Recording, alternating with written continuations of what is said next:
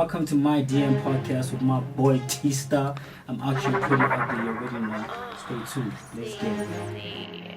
Today we got a special guest, Bontle Moloi, aka Priddy Ugly.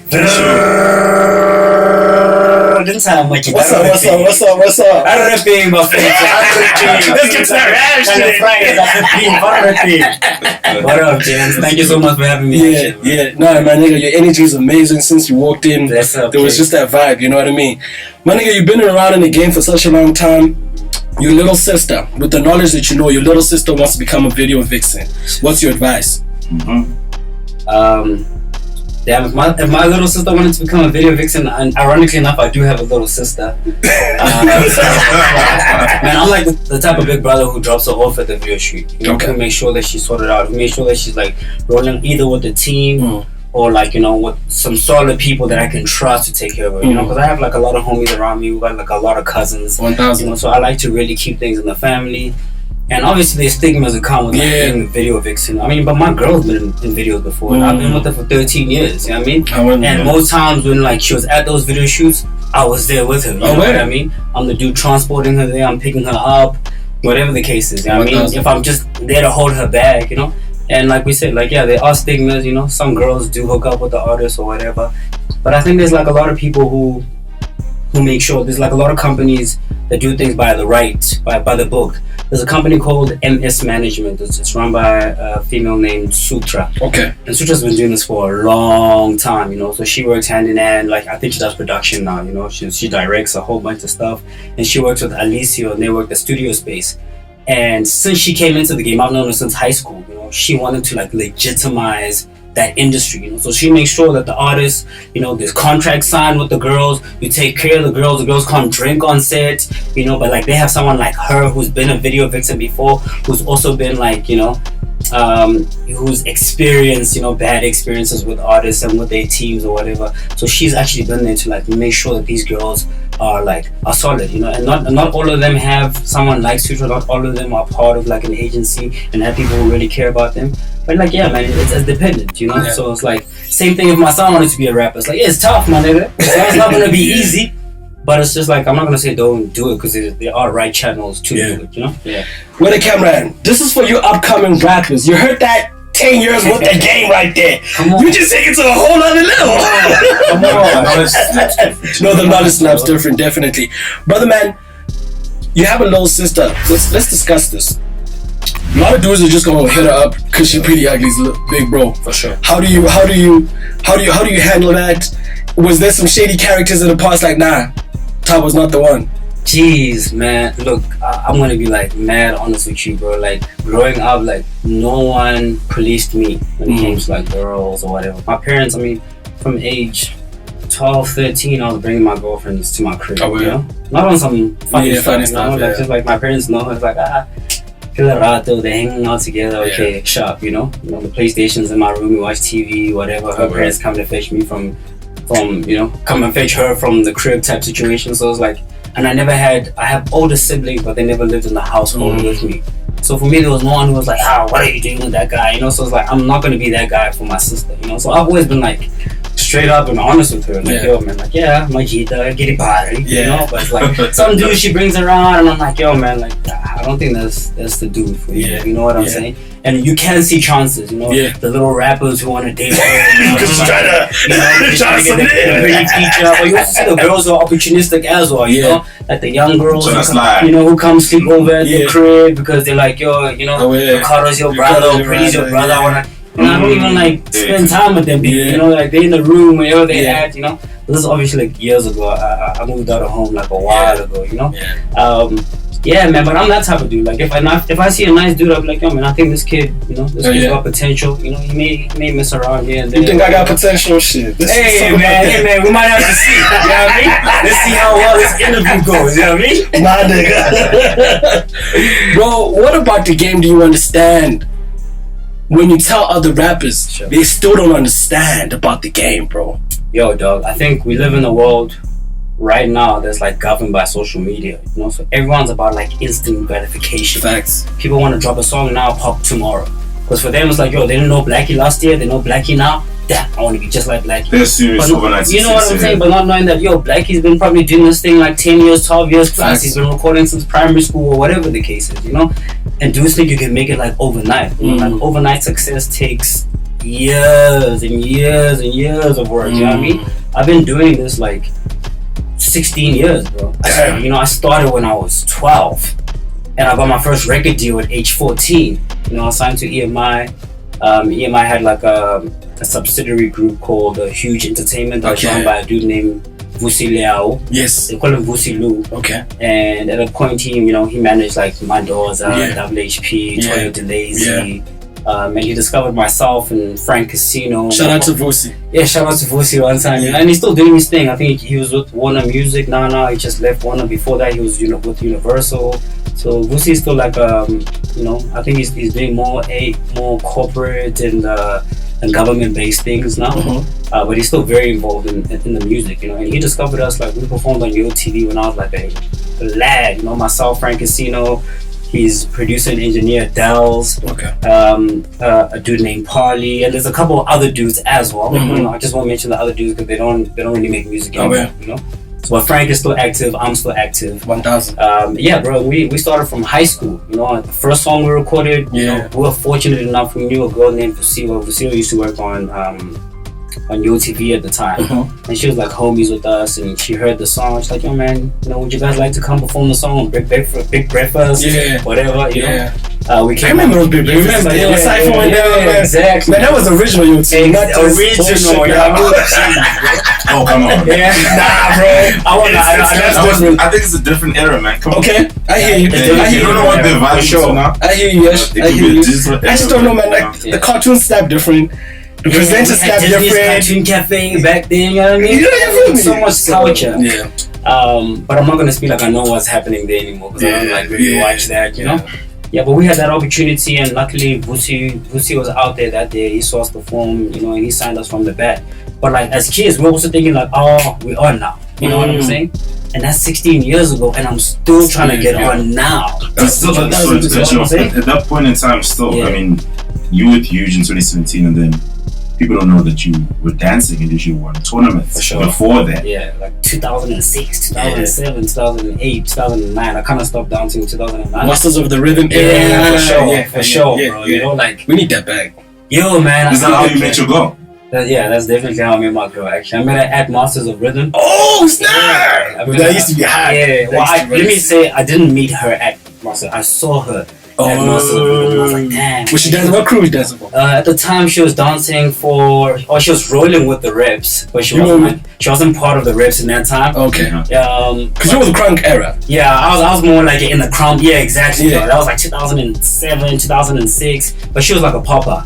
And so she wasn't actually like part of a crew, because she started off with, I think, with a crew called Cryptic, and then moved on to repertoires, and then she danced with a group called Kinesics. And Kinesics were like the OGs in the game. They didn't even enter competitions. They're the ones that came out to perform at the competitions as special guests, or they were the judges type situation. And that's what I saw, and I was like, oh man, this girl is like, she's cute. Yeah. On that note, did you hit on her the first time you met her? Nah, I didn't. It's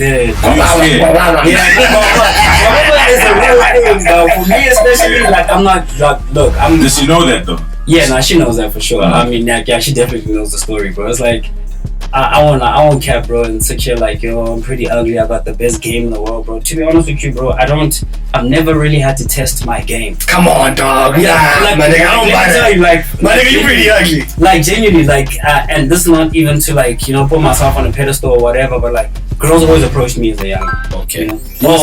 I mean, my girl asked me out. Oh, you know damn, nigga, you got it good. You know what I'm saying? And then, like, 13 years later, we married. You know what I'm saying? So yeah, bro, I was like a very shy dude, bro. You know, like girls actually used to complain about like how slow I was. Like, this guy, he's too slow, man. You know what I'm saying? Yeah. So they just end up making the moves. Yeah. So yeah, man. So yeah, Master of Rhythm, that's definitely where I met my girl. I even forgot the question. Even we digress so much. No. It's Vusi, and then also that was a bit forward then. Yeah, definitely. Not everyone knows that. For sure, you know, dancing. And do you still dance now? or not necessarily, nah, man. I mean, you know, if you come out to my sets and see us performing, you know, we might step into like choreography or so. Me and my DJ So Nice. People knew us for like, you know, choreo, but also like my music has changed. And, like, back in the day, I used to like heavy 808 beats because like I wanted to like perform on stage, crumb, you know, like you know what I'm saying? Yeah. But now it's like the music is like, I don't want to say like it's completely different. I think the content and the narrative is like, and the energy is very different. But the music is still like the same. By the same, I mean it's like still as hungry, bro. You know, we still like 2012. I mean, I went to go study sound engineering. I studied for 3 years. I didn't finish though. I dropped out about third year. But like from 2012, I went to tertiary 2013, 2014, 2015. And even before that, like, you know, I used to sit with engineers and look at what they did, and like, you know, when other dudes have like recorded their stuff and they've left the studio, I'm still there with the engineer chilling for 6 hours, just seeing how he like finesses this thing and gets it to sound better, and I'm suggesting stuff, you know. Yeah. So it's like I've always been like very, very, very pedantic about like quality. 100%. You know, from a very young age. As you say that, right? I always say to like working with artists, it takes being more than an artist. Definitely. So for you, and this I've come across with so many engineers, artists, producers, you name it, but they never really complete their academics, especially if they're studying sound engineering. Sure. Why do you think that is? Look, I'll be honest with you. One, it's very expensive.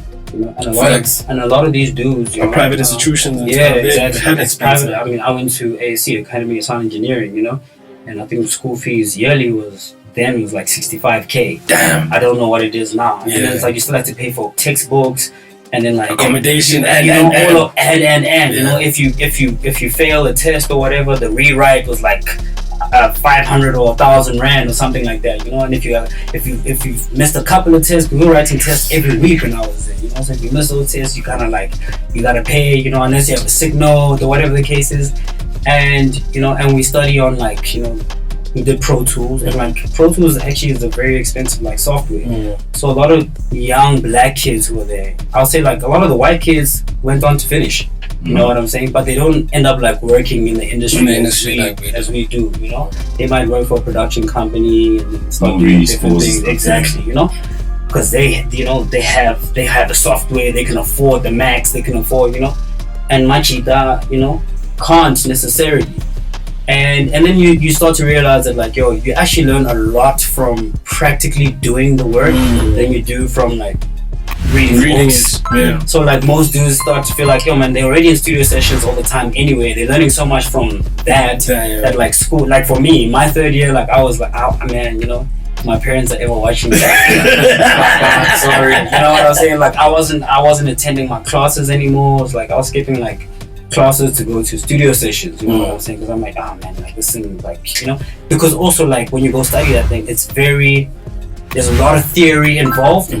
And for someone like me who's like a rapper, who mainly was the artist, and I wasn't the very technical guy. People think you go and study sound engineering and you know, and then you learn how to make a beat or whatever. It's like, no, they teaching you how this mic works, how to fix it if it's broken, how to build a speaker, how to build a monitor, you know, so it's very technical. And for me, like, you know, math was never really like my thing like that. So you were there doing electronics and math, you know? And it's just like, so it was hectic. So I think like a lot of dudes just realize that like, yo man, and we live like in a new world now where you can learn everything from like YouTube. Facts. Yeah, facts. You know, Priddy, with more than 10 years, 10 seasons in the game. For sure, bro. What's your lowest point? What was your lowest point in the game? You're like, fuck, bruh. Yeah, to be honest, bro, it was when I was with Ambitious Entertainment. Though. Okay. Gee. That was some fucked up shit, and we all know why. No, we don't know why. But break it down. But break it down. Yeah, man, it's just like I'm not the type of person who like, you know, for people who knew me growing up, whatever, was like, you know, who go depressed and you know, I just don't want to be out, and I'm not enjoying making music as much anymore. And I don't want to fully blame like the label, but the reason why I'll say that it's the period that I was in Ambitious Entertainment for. So, and I was only there for like a year and a bit, you know. a year and a half, or a little less than that. And while I was there, a lot of people, you get signed, people are like, yo, you with Ambitious Entertainment, and the mood is there, it's popping, it's doing its thing, Yes, whatever. And people instantly think like you have money, you think your life has changed or whatever, bro. And I was like, I remember I was out there, bro, and I couldn't afford to pay my gym fees anymore, because before I joined Ambitious Entertainment, I was living with my parents. I had a whip. Yes, sir. I could afford, my drip. Yes, sir. I could afford to go to the gym. Yes, sir. My debit orders or Yes, whatever. And then I kind of got there, and financially things got like very tricky, And months are going by, and I'm not, receiving my payment for the shows that I've done. And even before I joined there, I came to Ambitious Entertainment with endorsements. I was Diesel Africa's first ambassador, period, And I was on a retainer. They were giving me clothes. They were paying me, monthly. And when you join Ambitious, they didn't really want your affiliates like with the brands. They're really trying to build an artist on their own. They feel like they want to build you until you're so big that the brands aren't giving you like peanuts, So their whole thing is like, I remember when MT was there, he got like an Adidas deal, and they were like, nah. Damn. So in the long run, it feels like, that hurts the artist, but they were really trying to. So practically, what they're trying, or theoretically, what they're trying to do is just like, man, it's actually on point. But practically, how it actually works is like it's very difficult. Of course. I mean, I went there and I was one of the only artists who was out there, and I didn't want a salary. You know what I'm saying?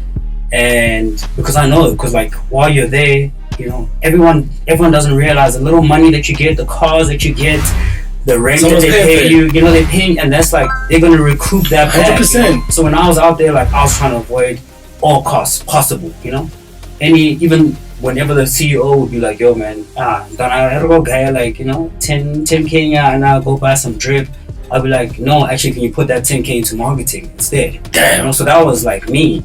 And because I wasn't getting the things that I wanted, So you said that their model was right in terms of how they structured, because also artists in terms of like deals, right? Yeah. I don't know what type of deal they do with you, sure. But when you get like a 360, it's a 360. It's well put out with like a structure and format, and you can read that thing. It's to the point, right? And then when you talk of like, for example, endorsements, right? What do you think now that you're indie, right? Yeah. Now that you're fully indie, what do you think you would do different if you used to have a label and now someone is trying to, Adidas trying to get at your artist? Would you rather your artist get that endorsement deal with those peanuts, or would you rather say, listen, I see this though, but let me rather pay you while I build you until you're powerful enough so when the brand comes back, they give you a bigger check? For sure. I mean, that's like you said. Now that's what Ambitious Entertainment does. Practically, theoretically, that's what they're trying to do. And so I don't think there's anything necessarily wrong with their model. Because I'm sure Sony applies the same structure. Universal applies the same structure. In fact, maybe with Ambitious it's a little different because maybe you're splitting it 50-50 with whatever you're doing, And whereas, with bigger labels and major labels, some artists are getting like 12%, 10% of like what they, what's due to them. Exactly, So so for me also, man, I mean, I have my own company now. It's called the Global African Sound. Shout out Gas, and I've partnered up with an independent label called Stalo. And shout out. Yeah, so as a collective, so we form like a huge coalition of like different teams, So Zoocci Dope has partnered with Stalo via Piff Audio, So all the artists that he signs and that he works with also have access to the resources that we have at Stalo, Any artist that I sign, anyone that I work with has the Stalo resources.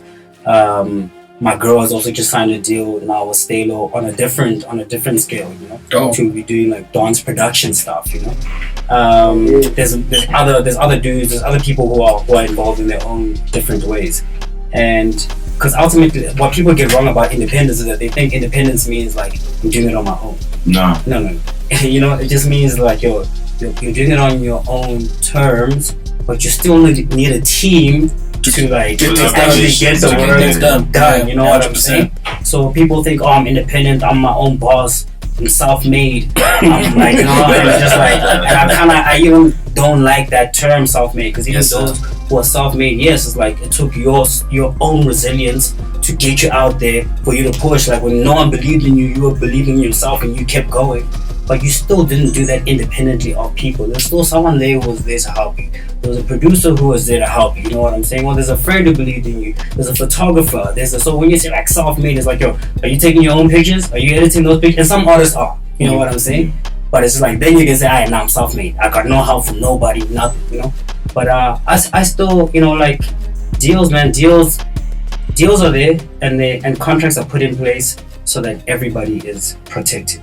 The issue is that artists don't read their contracts, and even if they do read their contracts, they don't understand their contracts, and they don't get those contracts to lawyers for the lawyers to help them understand that thing, you know. So it's like most artists who sign it ambitious know that they're signing, say, maybe a 360 deal. But I don't think everyone signs a 360 deal. My deal was slightly different as well, you know. But it's like and everyone has different bargaining power. Yes, sir. You know That's hell important. Yeah. So if you, so I would encourage artists, you know, because a lot of artists go out there and they try and get signed off the bat. You know, you got a hustle, I want to get signed. It's like, no, dog.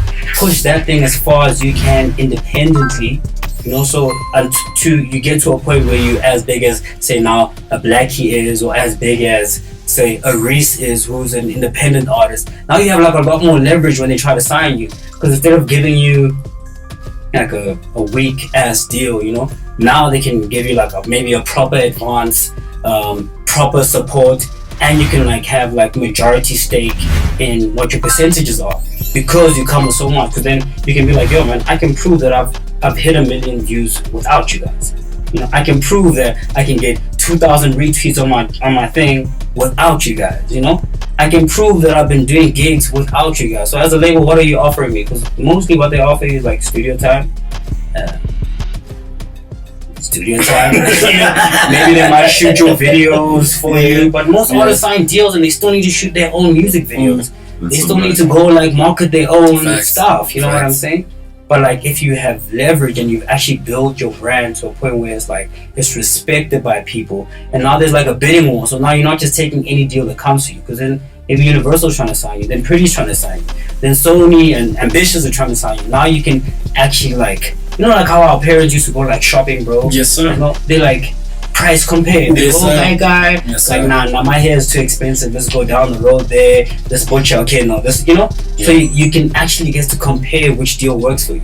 But artists not just take what they can take, because it's difficult, man. It's very hard being an artist, and especially being an independent artist. But it's like, I feel like as long as you believe in yourself and you have a team of people, and you are fully aware that it's not gonna happen overnight. Like, yo, my nigga, I used to be around Double HP, you know? And before Double HP became Double HP, he was pushing for 14 years. You know what I'm saying? Questa, before he had him good, had been in the game for 12 years, you know what I'm saying? So it's like, people think you just come in now and it's like, yo, I want to tell you right now, my niggas, it's not gonna happen. And if it does happen, easy come, easy go. Trust me. Because as soon as you got it, quick is gonna leave. Talking about the legends, talking about the young dudes, 2 songs from South African artists that you wish were yours. Damn. No, actually, I don't have that, because yeah, man, I feel like, you know, I never feel like I want to be in anyone's shoes ever. Yes, sir. Because you don't know what people like go through, you know what I'm saying? I have like a lot of kids who come up to me and be like, yo, Priddy, man, I want to be just like you, bro. Like, I wish I had your life. The DMs I get, it's like, and sometimes I'll respond and be like, no, you can't wish to be me, bro. It's like, because you don't know what I've had to deal with to get to where I'm at. But it's like, you can be the best version of you, because there's already me that exists. Here I am, you know what I'm saying? So it's like, yeah, you can be inspired, you can aspire to want to have the things that other people have, but like to walk that road is like, it's different. Same way like with songs, it's just like, I appreciate songs. Right bottles, I'm not gonna lie to you, you know? Get them from different brands or whatever the case is. And dudes could have visited me like, you know, 7 months ago and come and like, it's still the same amount of bottle. Like, my nigga, you didn't even touch it. It's like, yeah, man, it's like, I open it if, you know, if my dad comes through and he wants like, you know, a cognac, or I'm in the studio and dudes want, you know, some ballet or something. But the first drink, bro, I'll say, maybe I was like 16. Yeah. And the girl I was dating at the time, you know, rest her soul, she passed on. Alright. She passed on while I was dating her, actually. Oh snap! What happened? Yeah, she passed away in a car accident. Okay. She was involved in a car accident with her mother, her father, Damn. her younger sister, and her aunt. Her younger sister and her aunt survived the accident, and you know, her mom, her dad, and her passed. Damn. How did that like? Shit. Yeah, man, Oh, bro, that's crazy, bro. It really, yeah. I mean, as a kid, and like I said, How old were you? Sorry. Yeah, so 16. Yeah, so from I was 16 and I've been dating her for 3 years then. So we started dating from when I was 13. Oh, so you're a lover boy? Yeah, that's what I mean. You know? Like I said, you know, my parents never gave me issues with bringing girls home or whatever. But also because I wasn't switching them up like that. They knew her. If they knew her, they knew her parents also. You know, they lived in the area. You know, respectable people. And I was with her for 3 years at the time, and it was a tragic loss, man. You know, it was it still took me some time to really like recover from that. You know, from that period on, like you know, my marks dipped at school. You know, I was a straight A student. You know, deputy head boy of my primary school. Oh, yeah, I was a student in high school. What school is this one? Birch Acres Primary. With the blazer. Come on now. You know me with the blazer.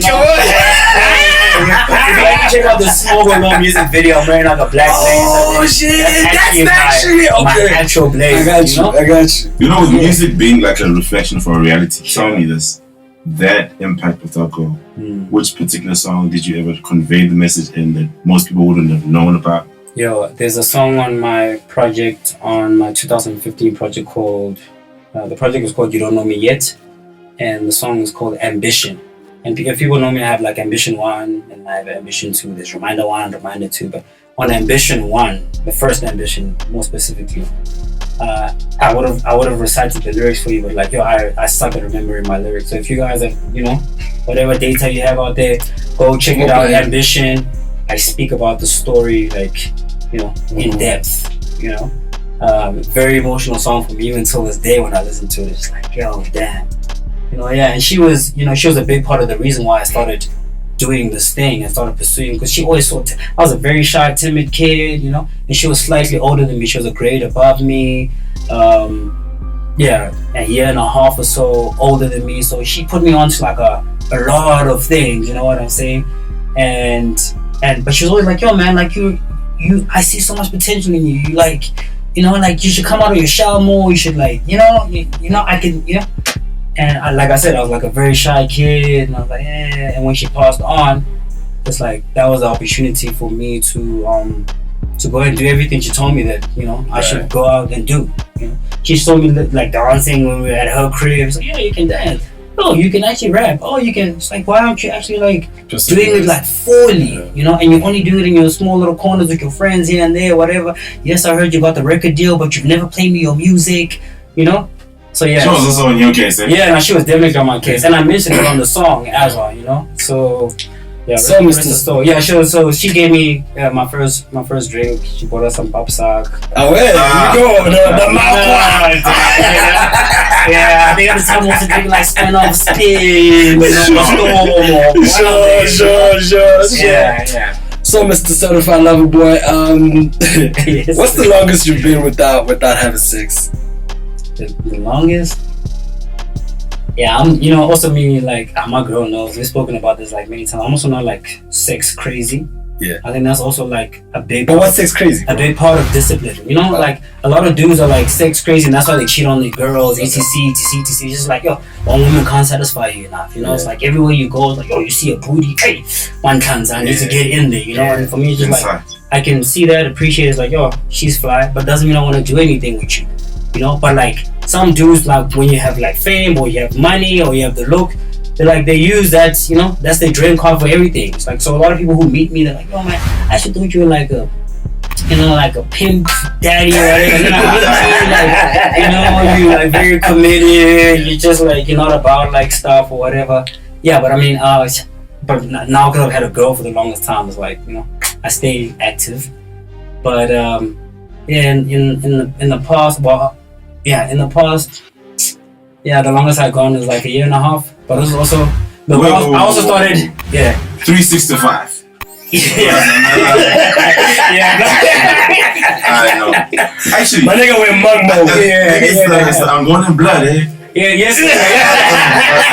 Not in South Africa. The song is real that shit. But really, hold on. I'm gonna let you go on this one. For sure. But my nigga, ladies be showing you love, though. Like, I don't buy the whole, me.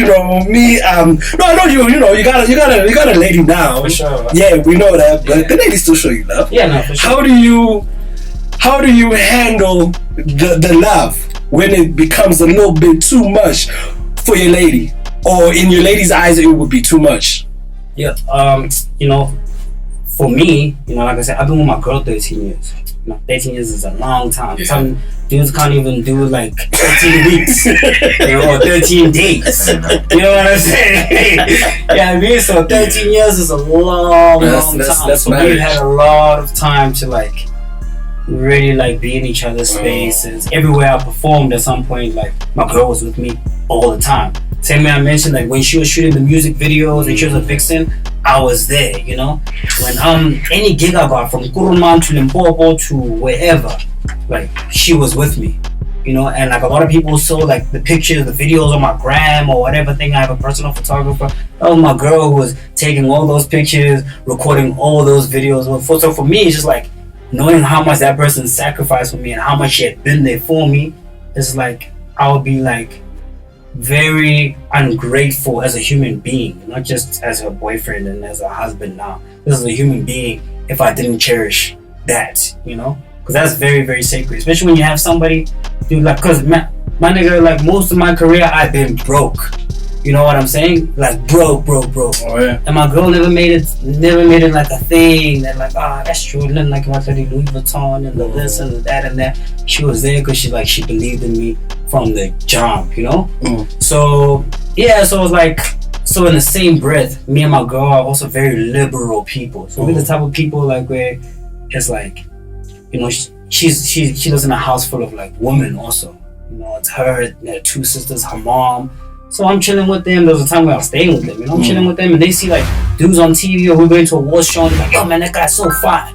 I'm not like, what you mean you're so fine? It's like, okay. Same way I can be like, yo, baby, this girl was like, yo, she's beautiful, eh? Yo, and she'll look at just like, yo, she's gorgeous, yeah. But like I said, it doesn't mean I want to do anything like with her. Excuse me, I just want to buy this recruit. I was about to go there because I was like, is a Will and Jada type of arrangement? You know what? Would that entanglement be? It's the deal podcast. I plead the fifth. We gonna get you for that. You start having shots. I told you we need that liquor. We need that liquor. The what's on to yeah. Look, I will, without giving too much away, I will say this though. The only time I've ever hooked up with more than, and hook up doesn't mean that we had sex or whatever. I would rather say made out. The only time I've ever made out with other girls, my girl was with me. That's what I'm saying. No. Man, like, yes, that entanglement can, we can propose it, Chief. We must put the proposal, and we can for 10 million rand, are you ready to change the stage name? Oh, yeah. Yeah. Any day. Yeah, any day. Like, to be honest And then what would you with change you, the name even to? without the cash, though, there's like many a times I thought about changing my stage name. Really? Thing is, my stage name, I've had it since like I was in high school. And I'm like, you've outgrown. You feel it? I'm way out of high school. So it's like also the concept of how I chose the name and where I was at when I chose the name. It's like, look, let's be real. Like, let's be real. It's like Priddy Ugly is like kind of like a corny name, but it does have meaning though. It's like if I was choosing a rap name now, I wouldn't choose like Priddy Ugly. But the reason why it's like it has so much sentimental value to me because like even when I chose the name actually. It represents life and death. So and the dualities of that. So it's like so pretty and ugly. So it's like there's beauty in the world and there's also ugliness. Almost like yin and yang. I actually wanted to call myself yin yang when I was younger, but we got the yin yang twins. So I couldn't do that, and like I was like, what else is cool? And that's how Priddy Ugly came about. So I will say this because I feel like, and my manager has said this too. He's like, yo, man, you know, like, yeah, your name. There's certain names that are like mad corny, but if you're dope, you make that name sound dope. It's like if you think about a dude named Tyler, the Creator. It's just like, my dog. That's it was just like a Ndwana, but like because of who Tyler is, He owns it's like it to the name. he owns it, you know. So also dudes, when I chose my name, until this day when dudes do reaction videos, they do reaction videos like, yo, someone said I must do this thing to this guy named Priddy Ugly. So before they even listen to the music, you already hear them judging like, yo man, this guy's calling himself Priddy Ugly. What the hell? Who the hell calls himself Priddy Ugly? And then like they start listening to the song like 4 bars in, 8 bars in. It's like, oh damn, they stop the things like, yo man, hey. I kind of didn't take him seriously because of his name, especially these American dudes, you know, do the reactions like, yo, what kind of name is like, yo, but he's actually dope. Yeah. So I was like, yeah, even without my name, I mean, I've considered changing my name, but for now, it's my name. But you feel like it's coming soon? You know, because you gotta. Yeah, no, for sure. Soil is coming out. Yeah. Oh, it just dropped. It dropped. Yeah. You know, the growth. Yeah, no, for sure. I hear it in your music. Yeah, no. That's why I could relate to what you're saying. It's like I started a group with my girl called Rick Jade. So my name is Ricardo. Yes, sir. You know, her second name is Jahlive. So together we formed like Rick Jade. Okay, Rick Jade. And the major purpose, there was other purposes, but one of the purposes of like starting Rick Jade is like, as Priddy Ugly, I've been very boxed. You know, it's like if I try, and I guess now things are different. Now dudes can sing, they can watch, and like people like embrace it. But it depends on who you are. Yes, sir. But when I was doing it, when I first started, it's like, yo, like especially my transition from You Don't Know Me to Egypt when I signed in to Ambitious Entertainment. A lot of people are like, nah, now you're singing, now you're doing this. Like, watch out, if I like, you know, what's going on? Like, yeah, just because like I'm an artist, I'm multifaceted. But people wanted to keep, it's like, no, Priddy Ugly is the rapper, man. We want him to be the bad guy. You know what I'm saying? So it's like Rick Jade allowed me to like do other stuff. I got to do Afrobeat. I got to hop on like more Kwaito stuff. I got to do stuff with my girl, you know, and I didn't have to like be spitting like 16 bars all the time trying to prove to people I can rap. And I really enjoyed that because like it was really about like music and you know, something new from that project. The project was called DNA, which stands for The New Africa. It's like my second highest streaming song of all time. And it's like an Afrobeat / Amapiano, not Amapiano, like Kwaito song, you know? So Rick Jade allowed me to like branch out, and that you know, that also let me know it's like, yo, when I do a certain type of style, it's Priddy Ugly, a lot of people won't accept it. But if I came maybe as a different name or whatever, it's like, oh, then people, you know. So on that, two questions you like to ask your fans. 2 questions are cool. Here's one of them. Every single time someone's like, yo, I'm your biggest fan. Can I please get a picture? I'm like, yo, can I see if you have the project on your phone? Where the support at? Yeah. Where the love at? So what do you mean that you're my biggest fan? Yeah. You know what I'm saying? Yeah. So it's like, cool, and even afterwards, I still take the picture with you, but it's just like, yo, don't go around saying you're my biggest fan. Because now you make me face to face, and like I asked you to prove it, and you didn't have the proof. You know what I'm saying? You know the songs. You know what I'm saying? So it's just the like, music player we must see. I mean, come on, you know. And sometimes it's like, yeah, sometimes dudes do have the project, but it's like, hey, it's fagadas, whatever. I mean, it's still support. That's how you can get away. I keep telling you, it's cool. I understand it, man. Not everyone has like a bank account, and you know, that one I 100% get. But at least show me one song. You know what I'm saying? Yeah, just rap. So that's one question. Like, yo, do you have the album? Second question, I don't really ask my fans a lot of questions. They ask me a lot of questions. You know. And I'm a very patient dude. Like, you know, sometimes when I link up with people, even if I don't know you, you know, I may speak to you like I know you. And because of that, people like feel like, yo, man, can I please ask you a question? Yo, but the biggest question usually is just like, yo, what's kept you going for so long, yo? You know, I've been doing this 1 year. I'm ready to give up. Or it's just like, yeah, my nigga, you need to do it for another 10 years and feel like you want to give up every year after that, and then after that you might see some progress. Priddy, Swell is out. Yeah. Let's talk about that. Yes. What's Swell? What is it about? What are we trying to sonically? What do you want us to hear? For sure. So the whole intention when we were doing Soil was I wanted to rap, bro. The whole idea for that. Thank God somebody's rapping. and that's why my whole thing has been rapping my feet. Bro, like I'm tired of hearing. Don't get me wrong, I like my piano and niggas dancing. Me too. But my nigga, I need niggas to rap, bro. Yeah, dude. Because I mean, like, but that's how we can allow, you know, the state of emergency. Like people are saying, like, yo, hip hop is dead. Hip hop is dead. If hip hop artists are not dropping hip hop music and are not rapping on hip hop songs, and I'm not saying, yo, bro, you need to give me like a J. Cole, Kendrick Lamar type of verse or whatever the case is. But as long as we keep the culture of rap alive, you know, it's like, and even going against like what I was just speaking about now, where I was like, yo, it was so dope with Rick Jade, I was able to explore different sounds or whatever the case is. But it's like, even though I did the Rick Jade stuff, I'm still here rapping. You know what I'm saying? So it's like, we really do need just to rap. So if you listen to the project, it's not like as very big based as like my previous albums have been. It's like we really like, even in terms of the mixing, like shout out to Zoocci Coke Dope who did the mixing on the project. That nigga the cold. And the master. That nigga cold as fuck, bro. Nah, he's the next track, bro. Trust me, that guy's too much. So we really wanted, usually like when I mix my songs, I want the beat to be as loud as possible, also for the 808 to bang, and then my vocal to be there somewhere in the mix, like in the middle. But this time, like, we wanted the vocal to be like much louder than the actual instrumentals, because the narrative that was going around, you know, for the longest time, because I wasn't like I said, you know, I did the Rick Jade stuff, whatever. People were like, man, this guy can't rap. He doesn't want to rap. Now it's like, now the narrative's like, yo, he can't rap. So it's like, oh, you guys on Twitter or whatever, people are saying, oh, I can't rap. Imagine. So like, okay, cool. Imagine. I mean, that's how I felt in the street. I was like, what? So I was like, alright, cool. We're gonna prove to them that I can rap. Who was the first one that you showed the tweet? Like, hey. I think I was with my team, bro. We were working on that. There was a time we were working on the album. We just wrapped up the album. We're doing the mixing and mastering of the album, and I started trending on like Twitter, and I didn't even know I was trending or whatever.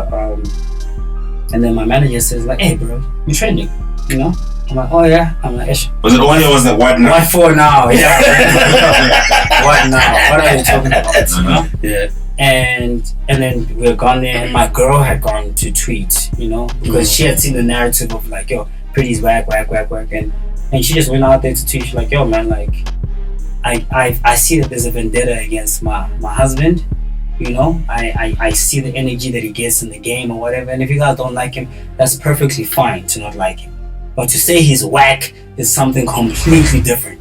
To say he's a whack rapper, because I know this guy to rap. So if you're saying he's a whack rapper, it's like, I can't believe anything you guys are saying. So obviously then we started trending because of all of that. And like, you know, but we looking at it, we laughing at it and still we're like, look at these guys. I like my shout out, soil is dropping. So, you know what I'm saying? So that was like really like the energy. So Soul really was about that, you know. The acronym also, even though it's not really about the acronym, we really wanted to drop like a very grounded album. You know, so some people may say it's like a little bit underground. It's like, no, it's very grounded, you know, grounded in its roots. We wanted an African project, an African rap project, because what I'm going for is like African rap royalty. You know? I'm trying to prove that I'm the best rapper in Africa. I love that. You know what I'm saying? And I'm not saying that like there aren't other dope rappers in Africa. You know what I'm saying? But I'm just saying, no, that's the direction you take. This is what I'm doing. And so you know, so we really wanted just like a really grounded album, which is why it's titled Soil. But also Soil stands for, you know, School of Infinite Learning. In the same breath as like your serving others invites love, serving others inherits loyalty, serving others inflates luck. And that's really what I'm ultimately here to do. The older I become, you know, I'm like, when I started doing this thing, it was just about me. I just wanted to rap, I wanted to improve. I didn't like the dudes I was listening to on TV or whatever. Like, I'm better than all these guys. But now being in the game for such a long time and like seeing like people's challenges and also seeing how a lot of dudes view me is like, I'm a lot of dudes' older brother, you know? Facts. So it's like, yo, I'm here to serve actually, bro. It's like, yo, people are actually inspired by what we're doing. And also like, we need to change the narrative of like young black men specifically, you know? Because if we don't, bro, we're gonna continue having, you know, fatherless households. We're gonna continue having like dudes, real talk, you know, like dudes who are entering the game and rapping without no substance or whatever, because that's what they're hearing. So for me, it's like, yo, in this mix of all these dudes mixing genres and dudes singing on rap songs and doing commercial songs and doing club bangers or whatever, I also want to do those songs because I can do them, you know. But I also saw, I'm like, yo, not enough people are dropping music with substance. And for me, it's like I have a daughter now, so it's like if I'm not providing the music, because now it's like it's weird. We should really expect kids to do songs of no substance if there isn't any substance given to them. But now it's like I need to create that other, and not just me. There's a lot of dudes who are doing it. You know? I mean, Stoy's rapping, you know, Reason's rapping, Nasty C, even though he's doing it in different elements, he's a rapper, you know, like solid rapper. Don't get it twisted. So, but in that bracket, it's just like, as much as those dudes are doing it as well, I felt like it was very important for someone like me to do it. You know, you already know it's Mr. Priddy Ugly, Mr. Soil. Soil is out now, go get it. And I'm out here on myDMsPodcast. You already know. Like, subscribe, share, click the notification button so that you get the notifications when niggas upload. And let's keep going. Brrr.